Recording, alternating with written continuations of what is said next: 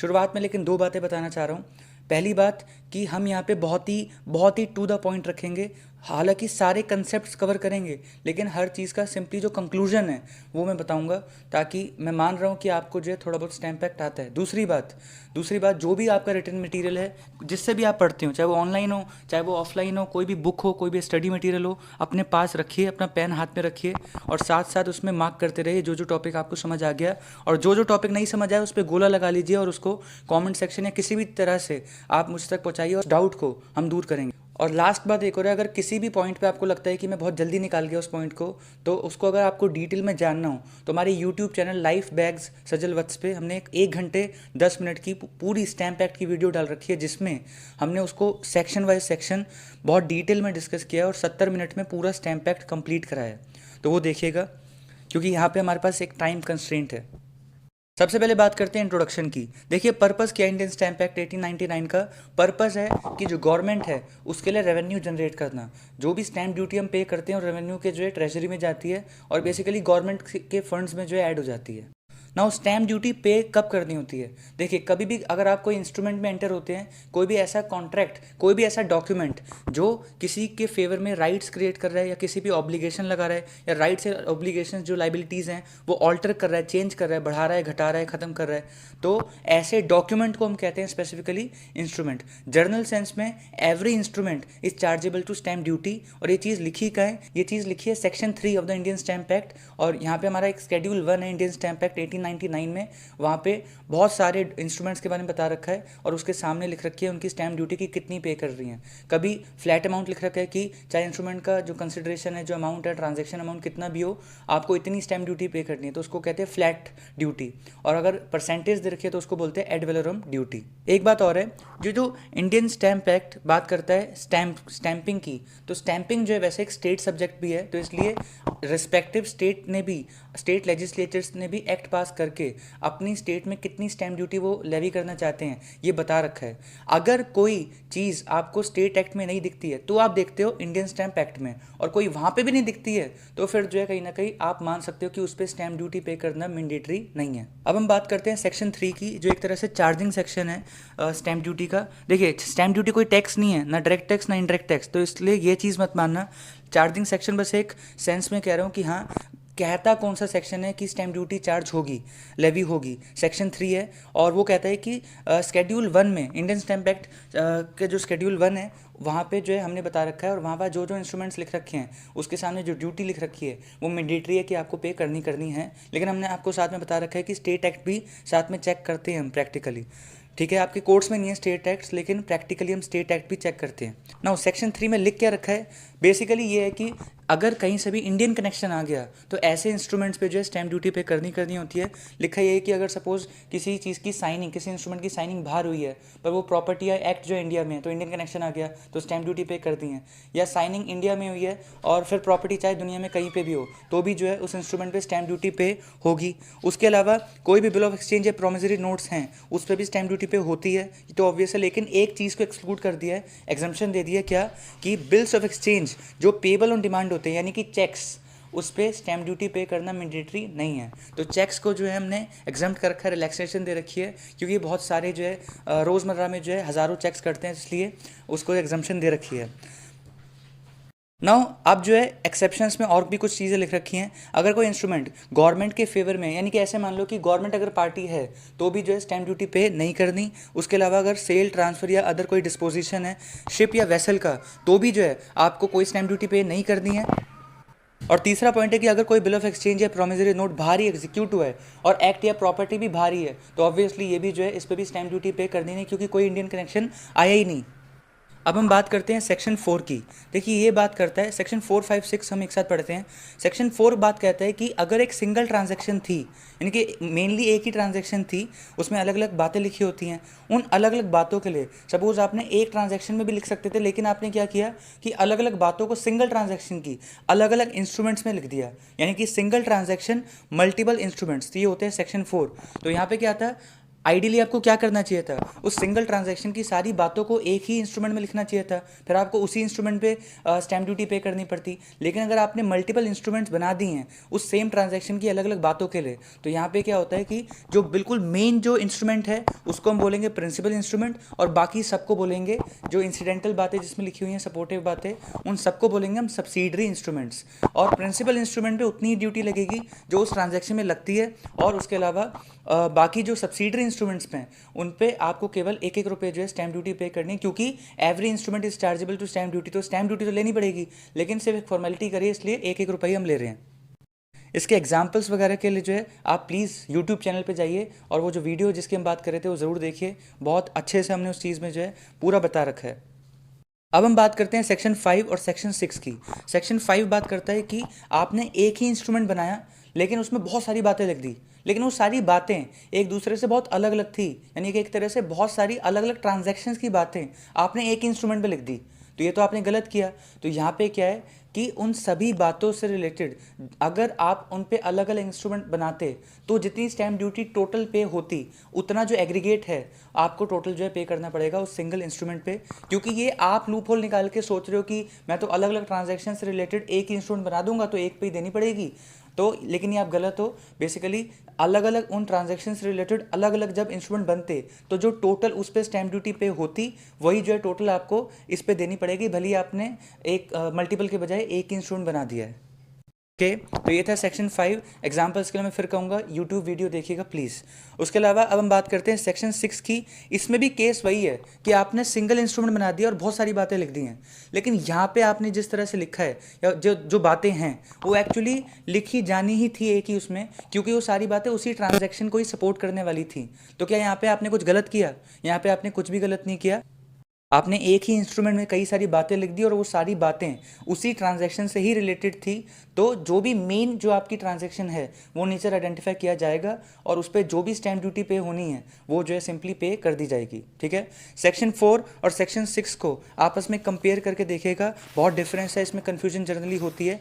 Major difference ये है, मैं बता रहा हूँ, सेक्शन 4 में सिंगल ट्रांजैक्शन मल्टीपल इंस्ट्रूमेंट्स होते हैं, लेकिन सेक्शन 6 में बात ये होती है कि कई सारी बातें सिंगल इंस्ट्रूमेंट में लिख दी हैं, तो आपस में नेचर कुछ भी अगर आप ध्यान से देखो तो कन्फ्लिक्टिंग नहीं है। तो ध्यान से इस पे जो है आप गौर कीजिएगा कि सेक्शन 4 और 6 में जो है बहुत फ़र्क है। अब हम बात करते हैं modes of payment of stamp duty की, या इसको आप बोलो modes of stamping. Stamp duty पे करने के दो तरीके हैं। क्या है दो तरीके? पहला है एडहेसिव स्टैम्प्स और दूसरा है इम्प्रेस्ड स्टैम्प। एडहेसिव स्टैम्प फटाफट समझो, ये होता है चिपकने वाली स्टैम्प। इसमें जो है आपको बोला जाता है कि ठीक है, आप सेक्शन 11 में कुछ केसेस हैं जिसमें आपको अलाउ कर रखे कि आप एडहेसिव स्टैम्प भी जो है लगा सकते हैं, लेकिन इसमें ज़रूरी बस ये है कि ड्यूली स्टैम्प तभी माना जाएगा जब आप उसको कैंसिल भी कर दोगे। कैंसिल करने के लिए आप सिंपली चिपका के उसके ऊपर अपना चाहे नाम लिख लो, काटा पीटी कुछ कर दो, लेकिन स्टैम्प जो है मतलब वहीं रहे, लेकिन उसको दोबारा यूज़ ना किया जा सके, इस तरह से कैंसिल करना है। तो ड्यूली स्टैम्प जो है एडहेसिव स्टैम्प के केस में ऐसे ही माना जाता है कि आपने स्टैम्प ड्यूटी पे करी, स्टैम्प खरीदा, चिपकाया, उसको कैंसिल करा और जो उसके बाद एग्जीक्यूशन करी यानी कि साइनिंग करी, तो ये जो होता है एक नॉर्मल प्रोसीजर होता है एडहेसिव स्टैम्प के केस में। और किस किस केस में आपको अलाउ कर रखा है वो सेक्शन 11 बताता है, फटाफट बता देते हैं। देखिए सेक्शन 11 में बता रखा है कि इन केसेस में आपको एडहेसिव स्टैम्प भी आप लगा सकते हो, हम अलाउ कर रहे हैं, लेकिन वैसे आइडियली इस पर भी इम्प्रेस स्टैम्प अगर लगा सकते हो यानी कि स्टैम्प पेपर पे लिख सकते हो ये सारी बातें, तो वो भी सही है वैसे तो। खैर सेक्शन 11 कहता है कि जो इंस्ट्रूमेंट जिन पे स्टैम्प ड्यूटी 10 पैसे तक ही है उसके लिए आप एडहेसिव स्टैम्प यूज़ कर सकते हो। उसके अलावा बिल ऑफ एक्सचेंज या प्रोमिसरी नोट जो कि बाहर बने हैं उस पर भी आप एडहेसिव स्टैम्प यूज़ कर सकते हो। इसके अलावा एडवोकेट को जो है बेसिकली ऑथोराइज कर देने से रिलेटेड या नोटरियल एक्ट्स जो होते हैं, नोटरी जिस तरह के डॉक्यूमेंट्स बनाते हैं वो इंस्ट्रूमेंट्स होते हैं, उन पर भी आप एडहेसिव स्टैम्प यूज़ कर सकते हो। और लास्ट है कि ट्रांसफ़र ऑफ शेयर्स जो इंस्ट्रूमेंट्स हैं इससे रिलेटेड जो SH4 होता है उस पर भी जो है आप एडहेसिव स्टैम्प यूज़ कर सकते हो। तो ये सारे केस है जहाँ पे आपको अलाउ कर रखे, अगर आप चाहो तो एडहेसिव स्टैम्प यूज़ कर सकते हो, पर अगर आप इसके अलावा तो आपको सारे केसेस में क्या यूज़ करना है? Impressed stamp.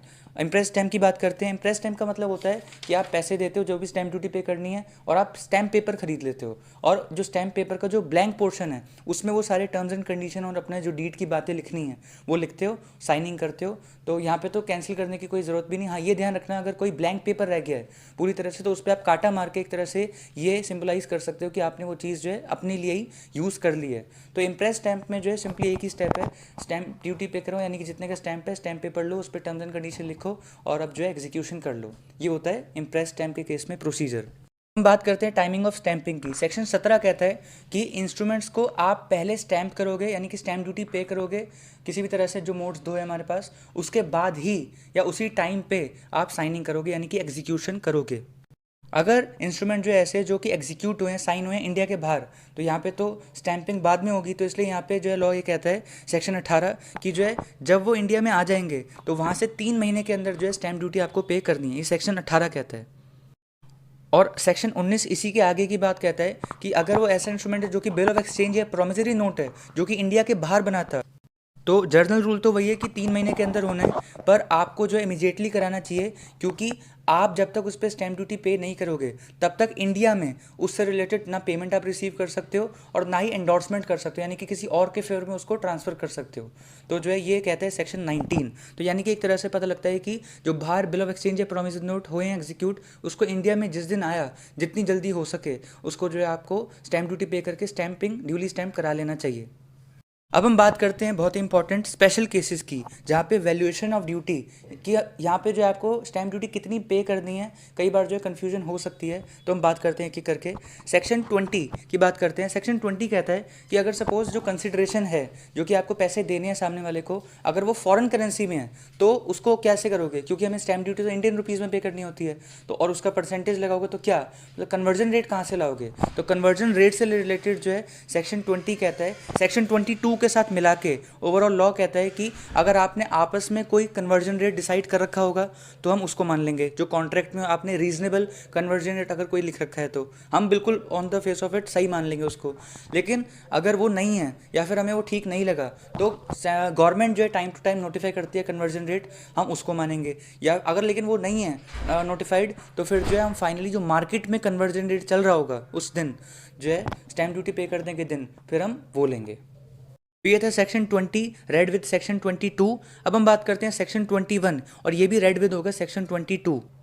सेक्शन 21 कहता है कि सपोज शेयर्स का आदान प्रदान हो रहा है, किसी सिक्योरिटी किसी मार्केटेबल सिक्योरिटी का आदान प्रदान हो रहा है और कंसिडरेशन पता नहीं लग पा रही है, तो फिर यहाँ पे क्या स्टैम्प ड्यूटी पे ही नहीं करनी। यानी कि एक तरह से सपोज आप शेयर्स गिफ्ट कर रहे हो, फ्री में किसी को दे रहे हो, तो यहाँ पे कंसिडरेशन तो है ही नहीं कॉन्ट्रैक्ट में, तो फिर क्या यहाँ पे स्टैम्प ड्यूटी पे नहीं करनी, कर दी है। क्यों? क्योंकि ये आपकी बात है कि आप किसी को गिफ्ट कर रहे हो, लेकिन इसके अलावा आपको सरकार को तो स्टैम्प ड्यूटी पे करनी करती है। तो यहाँ पे कंसिडरेशन कैसे पता लगेगी, तो यहाँ पे जो है हम देखेंगे क्या, तो पहले तो अगर कोई कॉन्ट्रैक्ट में ही कंसिडरेशन लिखी हुई होती है तो हम उसको जो है प्रेफरेंस देते हैं, उसके हिसाब से हम स्टैम्प ड्यूटी जो है पे कर देते हैं। लेकिन अगर वो नहीं है तो फिर जो है अगर लिस्टेड कंपनी की वो सिक्योरिटी है, वो शेयर्स हैं, तो हम मार्केट प्राइस देखेंगे उनका उस दिन जिस दिन इंस्ट्रूमेंट एग्जीक्यूट हुआ। और नहीं तो अगर वो अनलिस्टेड कंपनी है तो उसकी बुक वैल्यू होगी, तो बुक वैल्यू देखी जाएगी और बुक वैल्यू को ही जो है कंसिडरेशन मान के उस पर हम स्टैम्प ड्यूटी जो है अट्रैक्ट कर देंगे। देखिए जो भी कंसिडरेशन है वो स्टैम्प ड्यूटी नहीं होती, कंसिडरेशन पे जो भी वो परसेंटेज है स्टैम्प ड्यूटी की वो अप्लाई करके जो अमाउंट आया वो होता है अमाउंट ऑफ स्टैम्प ड्यूटी जो कि हमें पे करना है। तो ये हो गया section 21 read with section 22। Section 23 कहता है सिंपल बात कि अगर सपोज आपने किसी से लोन लिया है तो प्रिंसिपल अमाउंट पे स्टैम्प ड्यूटी पे करनी है या फिर जो है इंटरेस्ट पे भी करनी है। तो ये सीधी सी बात कहता है प्रिंसिपल अमाउंट पे ही केवल जो है स्टैम्प ड्यूटी पे करनी है। हाँ, इंटरेस्ट को अगर आपने इन फ्यूचर कैपिटलाइज कर दिया, यानी कि उसको भी जो है प्रिंसिपल का पार्ट बना दिया और फिर उस पर आप इंटरेस्ट का आदान प्रदान करोगे, तो यानी कि सीधी सी बात है, अगर इंटरेस्ट को कैपिटलाइज कर दिया, प्रिंसिपल का पार्ट बना दिया जोड़ के बाद में आगे, तो उस इंटरेस्ट पे भी जो है आपको फिर स्टैम्प ड्यूटी जो है पे करनी है। सेक्शन 24 इंपॉर्टेंट है, यहाँ से क्वेश्चन आ सकता है। सेक्शन 24 कहता है कि आपने सपोज लोन दे रखा था किसी को 2 लाख का, ठीक है। अब क्या कर रहे हो आप ना, उसी इंसान से जिसका आपने लोन दे रखा है उससे कोई प्रॉपर्टी खरीद रहे हो। अब वो प्रॉपर्टी जब आपने खरीदी तो आपने क्या कहा, मैं तुझे कोई पैसे नहीं दे रहा और जो लोन मैंने तेरे को दे रखा था 2 लाख का वो मैं माफ़ कर रहा हूँ। तो यहाँ पे ऑन पेपर तो एक तरह से ऊपर ऊपर दिख रहा है क्या कि यहाँ पे तो कंसिडरेशन कुछ है ही नहीं, कुछ आदान प्रदान हुआ ही नहीं। लेकिन आप ये चीज़ सेंस कर पा रहे होगे कि जो लोन माफ़ हुआ है क्या उसको कंसिडरेशन नहीं मानना चाहिए, तो वही हाँ माना जाएगा। इसलिए यहाँ पे कंसिडरेशन अमाउंट कहीं ना कहीं कई लोगों को लगता है कि है ही नहीं, पर एक्चुअली है। कितना है वो 2 लाख रुपए जो कि डेट माफ़ किया गया है। तो सेक्शन 24 ओवरऑल यही बात कहता है कि अगर किसी ने किसी का डेट भी माफ़ किया है तो वो भी जो है कंसिडरेशन के रूप में ही लिया जाएगा और उस पर एड वैलोरम ड्यूटी यानी कि percentage of stamp duty attract करके जो भी अमाउंट आया वो स्टैम्प ड्यूटी जो है पे करनी है। सेक्शन 24 एक बात और कहता है, ध्यान से सुनिएगा। सपोज आपने किसी को लोन दिया था और जिसने लोन लिया है उसने अपनी जो है उसी प्रॉपर्टी पे, किसी प्रॉपर्टी पे क्या कर दिया, मॉर्गेज क्रिएट कर दी। जो बोरोवर है वो अपनी किसी प्रॉपर्टी पे जो है सिक्योरिटी क्रिएट करता है, तो इमूवेबल प्रॉपर्टी है तो उस पर जो है सिक्योरिटी क्रिएट करते हैं, तो उसको हम बोलते हैं मॉर्गेज क्रिएट करना। तो यहाँ पे मॉर्गेज डीड बनी होगी तो उस पर स्टैम्प ड्यूटी पे हुई होगी, क्योंकि वो भी इंस्ट्रूमेंट है ना। अगर सेम पार्टीज़ हैं और वो सेम प्रॉपर्टी है और जो मॉर्गेजी है यानी कि जो लेंडर था जिसने लोन दिया था वो वही प्रॉपर्टी खरीद ले उससे जिस पे मॉर्गेज है, तो यहाँ पे सेल डीड बनेगी। अब तो यहाँ पे जो है लॉ कहता है, सेक्शन 24 कहता है कि मॉर्गेज डीड के वक्त जो स्टैम्प ड्यूटी पे हो चुकी है तो वो जो है बेसिकली माइनस होगी किस अमाउंट पे से, जो सेल डीड के वक्त स्टैम्प ड्यूटी पे कर दी है। यानी कि अगर सपोज मॉर्गेज डीड के वक्त हमने 90 रुपये स्टैम्प ड्यूटी पे कर दी और सेल डीड के वक्त अब हमें करीब 150 रुपये जो है स्टैम्प ड्यूटी पे करनी है, तो लेकिन आपको जो है डिस्काउंट मिलेगा और आपको यहाँ पे केवल 60 रुपये ही स्टैम्प ड्यूटी पे करनी है। और यहाँ पे मैं एक और कंसेप्ट जोड़ना चाहूँगा, डिनोटिंग ड्यूटी। यहाँ पे कलेक्टर ऑफ स्टैम्प्स इस बात को डिनोट करेगा लिख के सेल डीड पे कि 90 रुपये जो ऑलरेडी स्टैम्प ड्यूटी आ चुकी थी मॉर्गेज डीड की वजह से और सेम पार्टीज और सेम प्रॉपर्टी है, तो इसलिए वो डिनोट करेगा, इस बात को सिंबलाइज करेगा, लिखेगा, एक्नॉलेज करेगा लिख के सेल डीड पे, ताकि अब आपको फ्यूचर में हर जगह मॉर्गेज डीड भी लेके ना घूमनी पड़े और आप जो है सेल डीड दिखा के ही जो है कहीं ना कहीं प्रूव कर पाओ कि आपको वो जो 90 रुपये का डिस्काउंट है वो क्यों मिला था। तो इसी को कहते हैं कलेक्टर ऑफ स्टैम्प्स। ये प्रोसेस जो फॉलो करते हैं इस प्रोसेस को बोलते हैं डिनोट करना ड्यूटी को, जो पास ड्यूटी ऑलरेडी पे हो चुकी है, तो इसको बोलते हैं डिनोटिंग ड्यूटी। डिनोटिंग ड्यूटी हम पढ़ते हैं section 16 of the Indian stamp act 1899 में, तो ये भी हमने जो है अभी कवर कर लिया। अब हम दो सेक्शन की बात करते हैं, सेक्शन 27, सेक्शन 28। सेक्शन 27 कहता है, बहुत सिंपल सी बात कहता है कि अगर जब भी आप जो है वैल्यूएशन अपने हिसाब से करते हो कॉन्ट्रैक्ट में, या तो कोई आपने सपोज कन्वर्जन रेट लिखा या कोई कंसिडरेशन लिखी, तो आपको हर चीज़ डिस्क्लोज करनी चाहिए कलेक्टर ऑफ स्टैम्प्स को स्टैम्प ड्यूटी पे करते वक्त कि आपने ये चीज़ें जो है किस बिना पे जो है लिखे हैं यहाँ पे और उसका क्या कॉज है, क्या रीज़न है कि आपने ये अमाउंट या ये फिगर लिखी है। यानी कि बेसिकली फुल डिस्क्लोज करना है आपको, जितनी भी चीज़ें आप बता सकते हो, ताकि कलेक्टर ऑफ स्टैम्प्स के मन में कोई शक ना रह जाए कि आपने कम स्टैम्प ड्यूटी पे करी है। सेक्शन 28 लास्ट जो है वो कहता है कि अगर सपोज कोई ऐसी प्रॉपर्टी है जो कि सीवरेबल है, यानी कि सपोज वो बांटी जा सकती है, जैसे उस पर सपोज 4 फ्लोर हैं, अगर इसका आदान प्रदान हो रहा है, उसकी सेल हो रही है या ट्रांसफ़र हो रहा है, तो वहाँ पे अगर किसी एक हिस्से का ही ट्रांसफ़र हो रहा है तो फिर स्टैम्प ड्यूटी कैसे निकाली जाएगी, क्योंकि हमारे पास तो मार्केट वैल्यू उस पूरी प्रॉपर्टी की होगी। सपोज उसमें 4 फ्लोर हैं, तो सेक्शन 28 बहुत ही मतलब कॉमन सेंस की बात कहता है कि अगर 4 में से एक ही फ्लोर दे रहे हो और हम मान रहे हैं कि चारों फ्लोर का एरिया जो है कहीं ना कहीं सेम है, तो इसलिए जब जो पूरी प्रॉपर्टी की जो मार्केट वैल्यू होगी, सपोज 1 करोड़ है, तो अगर एक ही फ्लोर जो है आदान प्रदान हो रहा है, बेचना हो रहा है, तो 25 लाख मान लेंगे एक फ्लोर का, तो यानी कि हर फ्लोर 25 लाख की मानी जाएगी। तो अगर आपका कॉन्ट्रैक्ट में कुछ नहीं लिखा तो मार्केट प्राइस उस फ्लोर का 1 करोड़ 4 से डिवाइड करो 25 लाख आएगा, और 25 लाख पे स्टैम्प ड्यूटी परसेंटेज लगा के जो अमाउंट निकलेगा वो आपको पे करना पड़ेगा स्टैम्प ड्यूटी। अब हम बात करते हैं सेक्शन 29 की कि स्टैम्प ड्यूटी पे कौन करता है। तो पहली बात तो बहुत इंपॉर्टेंट है, जो भी पार्टीज़ के बीच में डिसाइड हुआ है कि जो भी उन्होंने डिसाइड किया है कि तू देगा या मैं दूंगा या दोनों मिलके देंगे इतनी इतनी परसेंटेज, वही माना जाएगा। लेकिन अगर वो साइलेंट है, वो आपस में कोई चीज़ ऐसी डिसाइड नहीं करते, तो लॉ ने अपनी तरफ से जो है बता रखा है कि प्रॉमिसरी नोट या बिल ऑफ एक्सचेंज के केस में मेकर या ड्रॉर देगा, मॉर्गेज डीड के केस में मॉर्गेजर देगा, मॉर्गेजर यानी कि जो बोरोवर है जो कि मॉर्गेज क्रिएट कर रहा है अपनी सिक्योरिटी पे, इंश्योरेंस के केस में इंश्योरर देगा, कन्वेंस के केस में, कन्वेंस यानी कि किसी भी तरह का ट्रांसफर के केस में ट्रांसफरी देगा, यानी कि जिसको वो प्रॉपर्टी मिली है फाइनली, और लीज के केस में लेसी देगा जो किराएदार है, और पार्टीशन डीड के केस में जो पार्टीशन का हिस्सा जिसको भी मिला है जिस प्रोपोर्शन में, उस प्रोपोर्शन में वो देंगे क्या, स्टैम्प ड्यूटी। तो ये लेकिन बाय डिफ़ॉल्ट है, पहले देखा जाएगा पार्टीज़ के बीच में क्या डिसाइड हुआ है, कुछ नहीं है डिसाइड, साइलेंट है उनका आपस में, तो फिर जो है ये चीज़ जो है अट्रैक्ट होगी जो लॉ कह रहा है। क्योंकि अगर वो भी साइलेंट है तो ये थोड़ी कि लॉ ये कह देगा कि चलो स्टैम्प ड्यूटी पे ही मत करो क्योंकि आपने तो चलो डिसाइड किया नहीं। तो इसलिए सेक्शन 29 भी इंपॉर्टेंट था ताकि हम लाइबिलिटी फिक्सअप कर पाएँ किसी पे कि ठीक है आपसे लेंगे हम स्टैम्प ड्यूटी अगर आपने कुछ डिसाइड नहीं किया है पार्टीज़ ने। तो फिर ड्यूली स्टैम्प का मतलब हमें पता लगी चुका है, एडहेसिव स्टैम्प और इम्प्रेस स्टैम्प के केस में कैसे होता है ड्यूली स्टैम्प, डिनोटिंग ड्यूटी हमें पता लगी चुका है। नाउ ये इंपॉर्टेंट सेक्शन है सेक्शन 35 और सेक्शन 36। सेक्शन 35 कहता है कि अगर आपने सपोज कोई इंस्ट्रूमेंट ड्यूली स्टैम्प नहीं है, आपने उसकी स्टैंपिंग करी या तो करवाई नहीं, या करवाई तो ठीक तरीके से नहीं करवाई, तो जो है आपका वो जो इंस्ट्रूमेंट है वो माना जाएगा कि वो ड्यूली स्टैम्प नहीं है और वो एक वॉइड इंस्ट्रूमेंट माना जाएगा। लेकिन ऐसा नहीं है कि वो ट्रांजैक्शन वॉइड हो जाएगी या वो इंस्ट्रूमेंट आप यूज़ नहीं कर सकते, वो ट्रांजैक्शन इफेक्टिव इफेक्टिव ही मानी जाएगी, लेकिन बस एक बहुत बड़ा जो है नेगेटिव इम्पैक्ट आएगा कि उस इंस्ट्रूमेंट को आप एज ए एविडेंस जो है कहीं भी यूज़ नहीं कर पाओगे।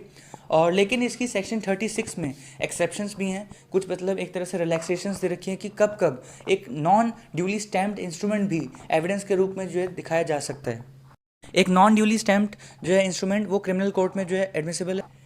इसके अलावा अगर कोई रिसीट है, कोई रसीद है सिंपली जिसमें एक्नॉलेज किया गया कि हाँ मैंने पैसे रिसीव कर लिए, तो अगर उसको स्टैंपिंग नहीं भी कराई तो 1 रुपये की स्टैम्प ड्यूटी पे करके वो रसीद जो है कहीं यूज़ की जा सकती है एज एन एविडेंस। ओके, उसके बाद अगर कोई भी इंस्ट्रूमेंट जो है ड्यूली स्टैम्प नहीं है तो कलेक्टर ऑफ स्टैम्प्स के पास जो है एक पावर है कि वो मैक्सिमम 10 गुना जितनी आपने स्टैम्प ड्यूटी पे नहीं करी उसका 10 गुना मैक्सिमम ले सकता है, और जो है उतना लेके जब आप पे कर दोगे तो उसके बाद वो इंस्ट्रूमेंट जो है ड्यूली एडमिसिबल हो जाएगा as an evidence in the court.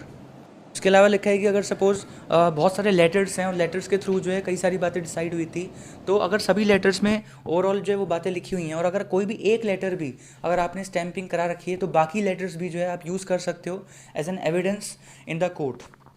उसके अलावा अगर गवर्नमेंट अगर पार्टी है, ऐसे इंस्ट्रूमेंट्स हैं तो उनको भी जो है यूज़ किया जा सकता है एविडेंस के रूप में। और लास्ट है कि अगर गलती से भी, चाहे गलती से या जानबूझ के, अगर कोर्ट ने या कलेक्टर ऑफ स्टैम्प्स ने किसी तरह से एक नॉन ड्यूली स्टैम्प्ड इंस्ट्रूमेंट को भी एडमिसिबल कर लिया है एज एन एविडेंस, गलती से, चाहे क्योंकि इंसान से गलती हो सकती है, तो बाद में वो ये नहीं मुकर सकते कि अरे ये तो नॉन ड्यूली स्टैम्प था तो इसको तो हमें लेना नहीं था, अब हम इसको एविडेंस नहीं मान रहे।